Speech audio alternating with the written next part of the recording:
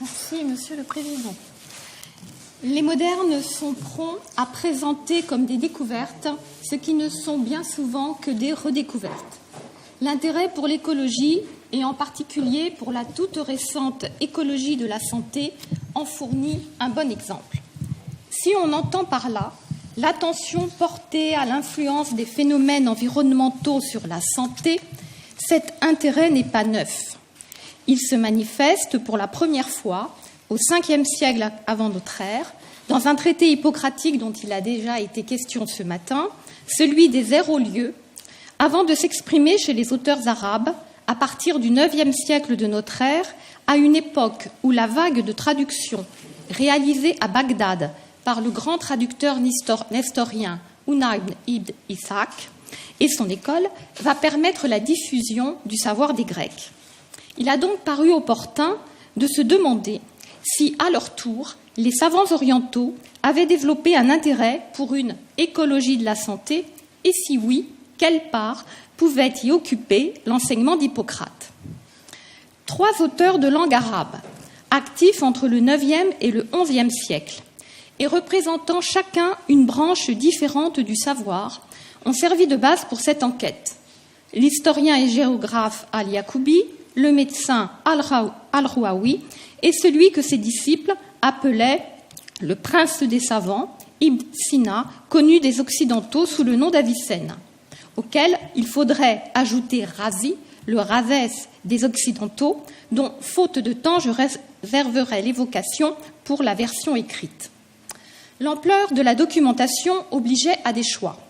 Aussi a-t-il été décidé de limiter l'enquête à un seul des 3 facteurs environnementaux identifiés par Hippocrate comme susceptibles d'influer sur la santé des habitants, l'eau, dont on constate très rapidement qu'elle fait l'objet des développements les plus fournis devant ceux consacrés à la qualité de l'air ou à la nature du sol, à la fois chez Hippocrate et chez les Arabes. Avant de commencer, je voudrais m'arrêter sur la notion d'écologie de la santé à laquelle j'ai emprunté le titre de cette communication et citer la définition qui en est proposée par l'Encyclopædia Universalis. Je lis à partir de la 2e ligne de la diapositive.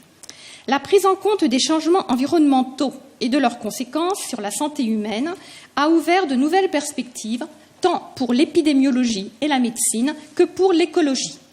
Pour caractériser cette rupture, c'est moi qui souligne, l'écologue français Jean-François Guégan et ses collègues en appellent au recours à un nouvel instrument d'exploration complémentaire du classique microscope, le macroscope. Il s'agit en effet de baser l'analyse des problèmes de santé sur une approche plus large, globale, écologique, pour tout dire. L'écologie de la santé est née, nous annonce-t-il. La publication de Jean-François Guégan, à laquelle il est ici fait allusion, a en particulier contribué, dès 2008, à faire entrer l'écologie de la santé dans les manuels de biologie, de licence et de CAPES. Mais cette récente orientation de la recherche, présentée comme, je cite, une nouvelle lecture de nos mots, est-elle vraiment aussi novatrice qu'il y paraît? Pour répondre à cette question, il faut revenir à Hippocrate, mais aussi à la dette des auteurs arabes à son égard, dans le but de mesurer leur originalité et leur rapport respectif. Pour ce faire, il convient de brièvement rappeler le contenu de l'enseignement hippocratique sur l'eau. Celui-ci, on l'a dit, intervient principalement à l'intérieur des aérolieux, l'un des 60 traités mis sous le nom d'Hippocrate, où sont exposés tous les facteurs environnementaux qu'un médecin itinérant doit connaître quand il arrive dans une cité inconnue pour non seulement pouvoir soigner les maladies, mais aussi les prévoir. Après un préambule, où l'auteur énumère les différents points devant être retenus par le médecin, saison, orientation de la cité par rapport au vent, eau, nature du sol, genre de vie, le traité se divise en une première partie médicale, consacrée à l'orientation des cités, à l'influence des eaux et des saisons. Puis, en une seconde partie ethnographique, dont il a été également déjà question ce matin, consacrée à une comparaison demeurée célèbre dans la pensée occidentale et qui n'est pas restée ignorée de Montesquieu, entre les peuples d'Europe et d'Asie. Après avoir traité de l'orientation de la cité au vent et au soleil, l'auteur hippocratique introduit le développement sur les eaux par cette phrase. Pour le reste, au sujet des eaux, je veux exposer en détail celles qui sont malsaines et celles qui sont très saines, les maux qui proviennent normalement de l'eau ainsi que les bienfaits, car l'eau contribue pour une très grande part à la santé. Dans son édition de la collection des universités de France, parue en 1996, d'où je tirerai toutes mes citations, Jacques Joannin n'hésite pas à qualifier cet exposé sur les eaux, je cite, de texte fondateur dans l'histoire de la médecine occidentale sur les différentes catégories d'eau dans leur relation avec la santé et la maladie. De fait, au sein de cet exposé, Hippocrate distingue successivement les eaux des marais et eaux stagnantes, les eaux de source, les eaux de pluie, décrites comme les plus douces et les meilleures, les eaux de fonte de neige et de glace, qui sont toutes mauvaises, et pour tous les usages, et les eaux mélangées. Mais ce n'est pas tout, car pour les eaux de source en particulier, il faut encore tenir compte de l'orientation, selon que les sources sont tournées vers l'est, les meilleures, vers le nord, vers l'ouest ou vers le sud, les plus médiocres, et aussi de l'orientation des vents. On notera en particulier, même si l'ordre dans lequel les eaux sont ici présentées ne correspond pas à un palmarès fixe et unique, que de façon peut-être un peu surprenante pour nous, ce sont les eaux de pluie qui ont la préférence du médecin pour leurs effets sur la santé. Quelle place ce savoir des Grecs, ici très rapidement résumé, allait-il occuper chez les auteurs arabes ? Le fait que l'historien et géographe arabe Al-Yaqoubi, auteur vers 872 d'une chronique ou histoire, Tahrir, considéré comme un des premiers exemples conservés en islam d'histoire universelle, ait jugé bon d'entretenir ses lecteurs du contenu des œuvres des médecins grecs, témoigne de l'importance qu'il leur accordait. Le Tahrir, comme son auteur le décrit lui-même, je cite, est un récit concis des origines et de l'histoire du monde. Publié en 2 volumes, quand même, par Oudsma à Leyde en 1883, cette œuvre, aujourd'hui encore seulement accessible en arabe, n'a jamais été traduite. Il peut donc être utile d'en donner ici une brève présentation. La première partie, qui débute par Adam et ses descendants, après que la section consacrée à la création du monde a disparu, contient des récits traitant entre autres des Juifs, des Assyriens, des Babyloniens, des Indiens, des Grecs, des Romains, des Perses, des Chinois, des Égyptiens, des Yéménites et des Syriens. Parmi les Grecs sont notamment cités Euclide et Aristote, et aussi Ptolémée, et parmi les médecins, Hippocrate et Galien. Sur les 55 pages que Al-Yaqoubi consacre au savoir des Grecs, 22 pages, soit près des 2/5, sont consacrées au seul Hippocrate. Par comparaison, 4 pages seulement pour Galien. Al-Yaqoubi connaissait au moins 10 traités d'Hippocrate et nous a conservé des citations tirées de 5 d'entre eux. Dans cette décade, Hérolieu occupait la 2e place, juste après les aphorismes, signe de l'importance que les Arabes accordaient à ce traité. Sur les 22 pages où il est question d'Hippocrate, Al-Yaqoubi en consacre d'ailleurs près d'une dizaine au seul traité des Hérolieux, ce qui fait d'Hérolieu le traité le plus cité par Al-Yaqoubi. Mais tout d'abord, Al-Yaqoubi va proposer un découpage du traité qui innove par rapport au texte hippocratique. Pourquoi ce découpage et que reflète-t-il du projet et des intérêts de Al-Yaqoubi ? Les citations sont d'abord introduites par un titre et un prologue. Je cite « Hippocrate, ce dont traite son livre sur les airs, les saisons, les eaux et les villes. Il y expose, avec des définitions prouvées et des caractéristiques claires, de quelles maladies particulières, générales, spécifiques et différentes leurs habitants vont être frappés. » Suivent 9 chapitres, en arabe « bab », tirés du début d'Hérolieu et mis en exergue par Al-Yaqoubi, car considérés par lui comme des définitions et signes clairs grâce auxquels le médecin pourra distinguer les maladies des habitants. Suit une première partie, présentée comme formant un tout et composée d'un premier développement, cool, sur les airs et les pays, d'un deuxième développement sur les eaux, d'un troisième développement sur les saisons. Une seconde partie correspond en réalité à une paraphrase rapide de la comparaison entre l'Europe et l'Asie. Si on s'arrête aux 9 chapitres liminaires mis en exergue par Al-Yaqoubi, on constate que 2 d'entre eux, les numéros 4 et 5, traitent exclusivement de l'eau. Ce sont les numéros 4 et 5 que vous avez sous les yeux et que je ne lis pas. puisque nous sommes un peu en retard.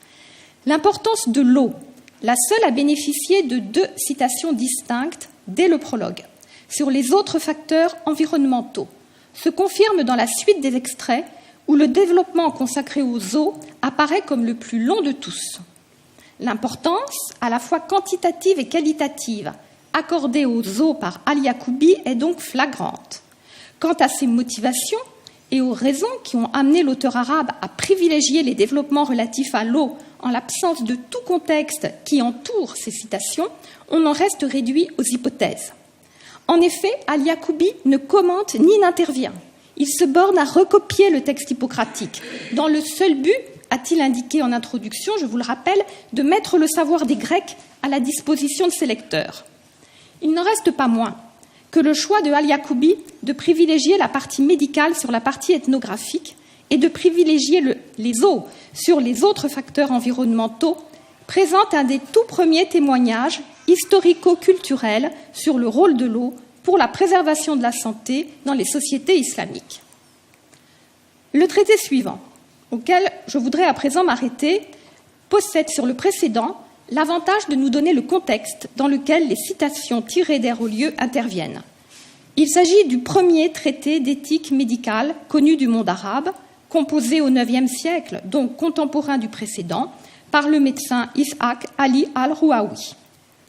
Sur al-Rouaoui, on sait très peu de choses, sinon qu'il avait écrit 3 autres ouvrages, tous perdus, et qu'il fut peut-être chrétien avant de devenir musulman. Première différence. Al-Rouaoui disposait d'une traduction arabe d'Air aux lieux plus complète que celle utilisée par Yacoubi, où manquaient de larges pans de la partie ethnographique, ce qui, au passage, doit d'ailleurs nous engager à relativiser le désintérêt témoigné par Yacoubi pour cette dernière partie. Deuxième différence. Alors que Yacoubi, pour les raisons qui viennent d'être évoquées, ne s'était que peu intéressé à la comparaison entre l'Europe et l'Asie, Al-Rouaoui va tirer ses citations à la fois de la partie médicale et de la partie ethnographique d'Air aux lieux. Enfin, troisième différence, Al-Rouaoui ne cite pas aussi fidèlement que Yacoubi le texte hippocratique. Souvent, il résume, il reformule et au besoin, il adapte, même s'il recopie aussi de très longues citations de façon littérale. Et surtout, il organise sa matière à sa manière. Dans quel contexte les citations d'Air aux lieux interviennent-elles ? L'ouvrage de Rouaoui se compose de 20 chapitres que je vous laisse découvrir, là encore, consacrés aux aspects moraux et pratiques de la profession médicale. L'idée de départ qui sous-tend tout l'ouvrage est en effet qu'il faut prendre soin du corps pour prendre soin de l'âme. Je cite Al-Rouaoui, « Les philosophes peuvent uniquement améliorer l'âme, mais le bon médecin peut améliorer à la fois le corps et l'âme. » Sur les 9 passages qu'il a tirés d'Air aux lieux, Al-Rouaoui en a ainsi tiré 3 du prologue, 1 du chapitre sur l'orientation des cités et 1 sur les eaux. Mais ce passage constitue la plus longue citation, avec cependant des passages, parce que justement le passage est long, résumés ou omis. Et enfin, 4 citations tirées de la partie ethnographique. La longue citation sur les eaux, tirée d'Air aux lieux, intervient à l'intérieur du chapitre 2, consacré aux soins que le médecin doit prendre de son propre corps, notamment ce qu'il doit respirer, manger, boire, etc., pour conserver la santé, dans une démarche essentiellement préventive.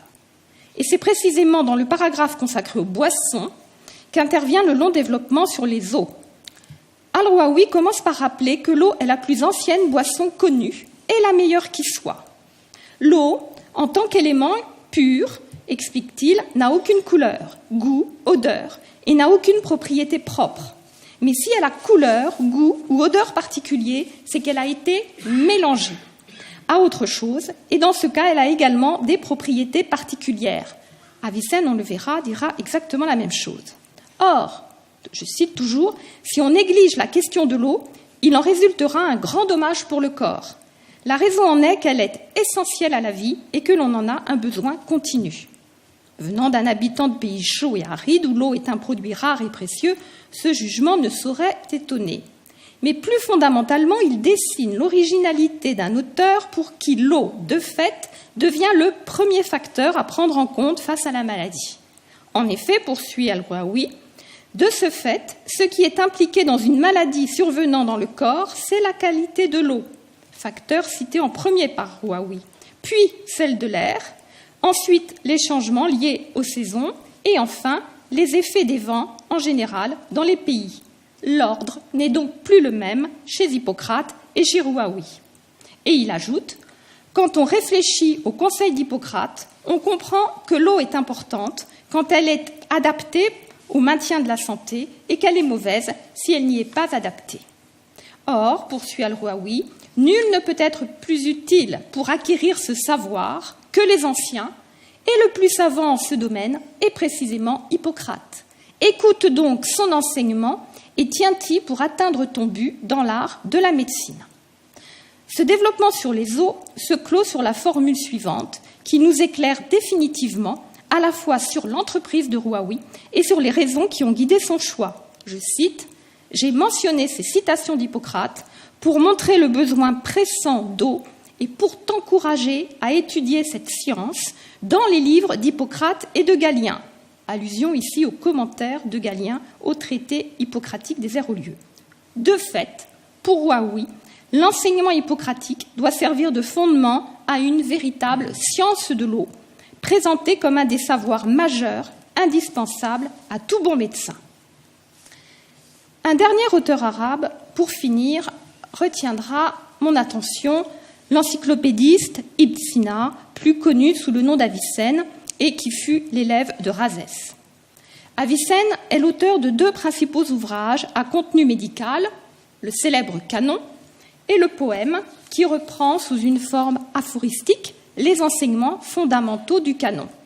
Vous avez ici le canon dans la traduction latine de Gérard de Crémone qui lui permit de pénétrer en Occident et en particulier d'être lu par les humanistes comme le philosophe de Naples Agostino Nifo. Comme déjà pour l'œuvre de Al-Yacoubi, il n'existe ni édition critique ni traduction de l'ensemble du canon. Il appartient donc à chaque lecteur de démêler ce qui, chez Avicenne, vient des auteurs antiques et ce qui vient de ses sources orientales. L'autobiographie qu'Avicenne dicta à un de ses disciples nous apprend en tout cas que le philosophe n'était pas seulement un buveur d'eau. Avicenne rapporte en effet comment, au cours de sa jeunesse en Iran, il apprenait si vite tout ce qu'on lui enseignait qu'il dépassa bientôt ses professeurs au point de devoir étudier seul, sans dédaigner parfois, au retour de la mosquée et au cours de ses nuits de veille, de boire une coupe de vin pour se donner des forces et du courage. Si l'on en reste à la surface, si j'ose dire, de ce qui est dit dans le poème, on constate que l'eau est principalement mentionnée dans le contexte du voyage et des conseils aux voyageurs. On apprend ainsi que, je cite, « qui navigue doit emporter beaucoup d'eau et se munir de bons récipients ». Ou encore, quand on voyage par temps chaud, qu'il convient de se nourrir légèrement de légumes froids et de boire en une fois beaucoup d'eau. Ou encore, à propos du régime alimentaire d'été et de la boisson, qu'un peu d'eau froide étanche la soif mieux que bien davantage d'eau tiède. Et aussi qu'il ne faut pas boire à table, sauf menace de suffocation, ni non plus après le repas, ou à la sortie d'un bain chaud, ni après un exercice violent ou après les rapports sexuels, cela peut être dangereux. Rien de très original donc. Mais c'est dans le canon, en 5 livres, que se dévoile en réalité l'originalité d'Avicenne. L'enseignement sur l'eau se trouve à l'intérieur du livre 1, lui-même composé d'une première partie consacrée à des généralités et des définitions, d'une deuxième partie sur les causes des maladies, une troisième sur la préservation de la santé, essentiellement des conseils diététiques, et une quatrième sur le traitement des maladies. À l'intérieur de la deuxième partie sur les causes des maladies, Avicenne distingue celles qu'on peut éviter et celles qu'on ne peut éviter. Parmi les causes qu'on ne peut éviter, il en est d'externes et d'autres internes, sous-entendu au corps. Les causes externes, c'est-à-dire pour nous aujourd'hui les causes environnementales, dépendent de la latitude, de l'altitude, de la situation par rapport aux montagnes, aux mers, aux vents, de la qualité du sol et enfin de la présence de marais, dont il a été question à l'instant.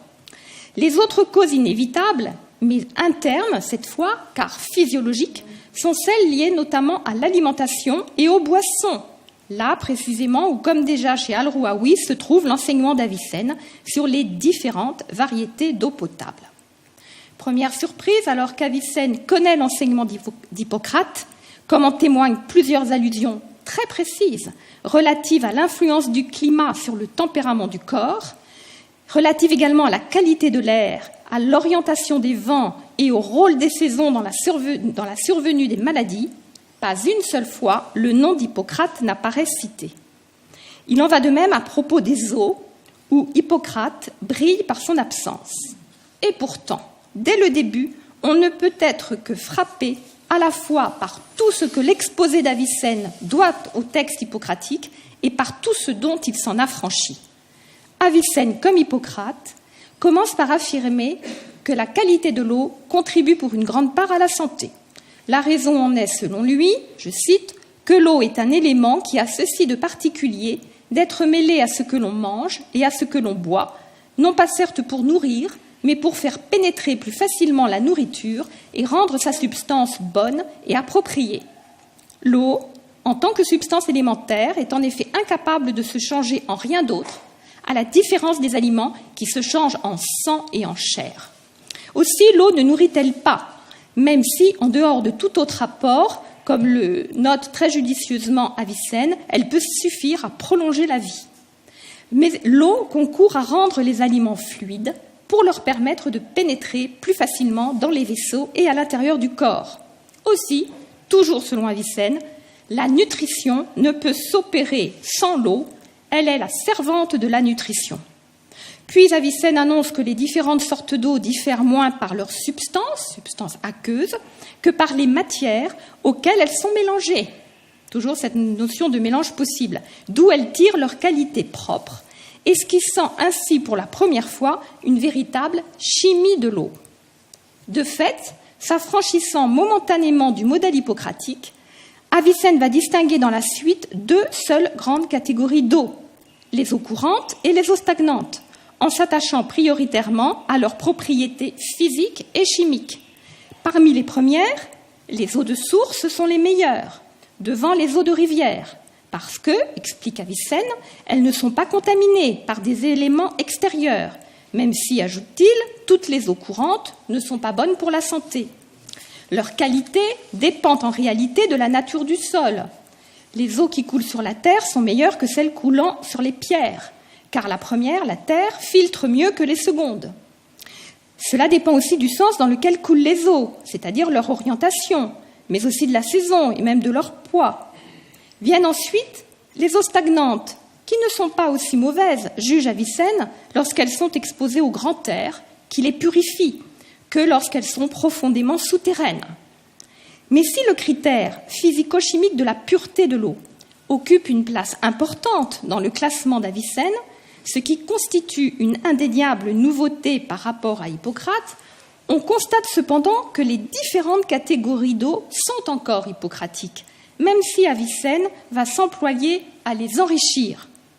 Parmi les eaux recommandables pour la consommation, Avicenne distingue en effet, comme Hippocrate, les eaux de pluie, qu'il considère, à la suite du médecin de Cos, comme les meilleures qui soient, les eaux de source, auxquelles cependant Avicenne va ajouter les eaux de pluie et d'aqueduc, ignorées d'Hippocrate, et qui causent les dysenteries, les eaux de neige fondue, suivies des eaux à éviter, comme les eaux stagnantes des marais et les eaux métalliques, contaminées par des traces de métaux, mais aussi celles des canaux d'irrigation et celles dans lesquelles vivent des sangsues, deux autres catégories ignorées d'Hippocrate.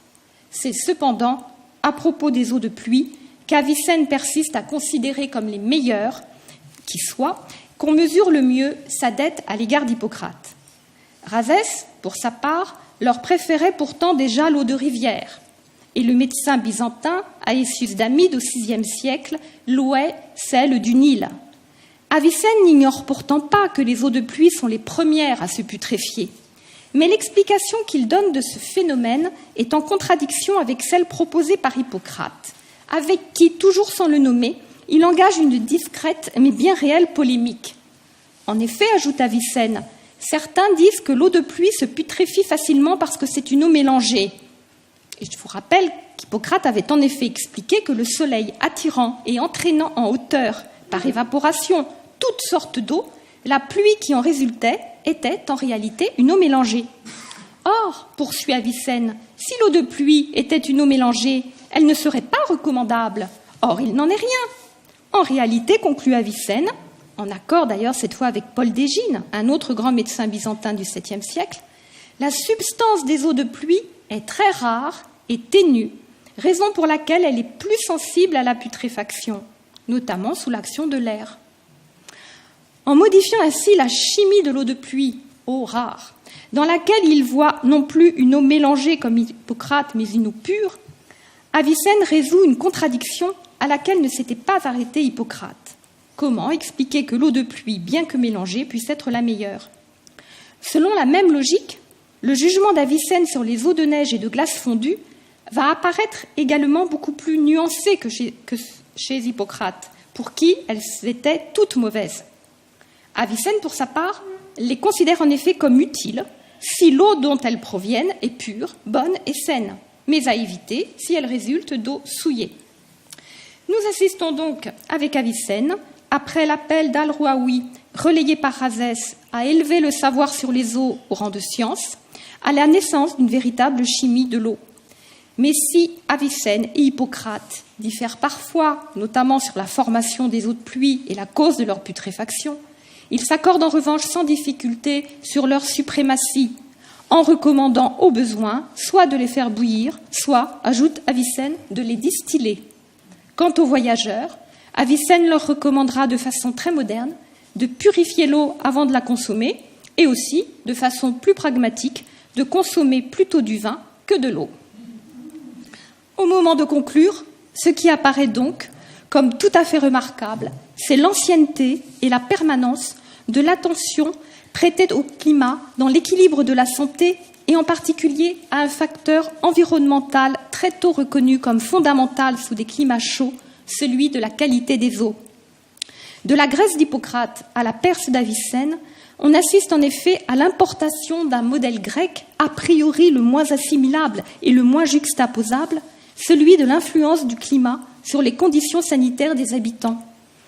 En témoignent l'émergence, puis l'adaptation et l'enrichissement d'un savoir sur le climat qui, s'il ne porte pas encore le nom d'écologie de la santé, illustre en revanche l'extraordinaire capacité de l'enseignement hippocratique à s'adapter à des réalités historiques, géographiques et culturelles radicalement différentes de celles qui ont accompagné son acte de naissance. Certains y verront sans doute un phénomène d'acculturation parfaitement réussi. Je préférerais pour ma part, en accord avec le thème de notre colloque, y voir un exemple d'acclimatation exceptionnellement fécond. Je vous remercie.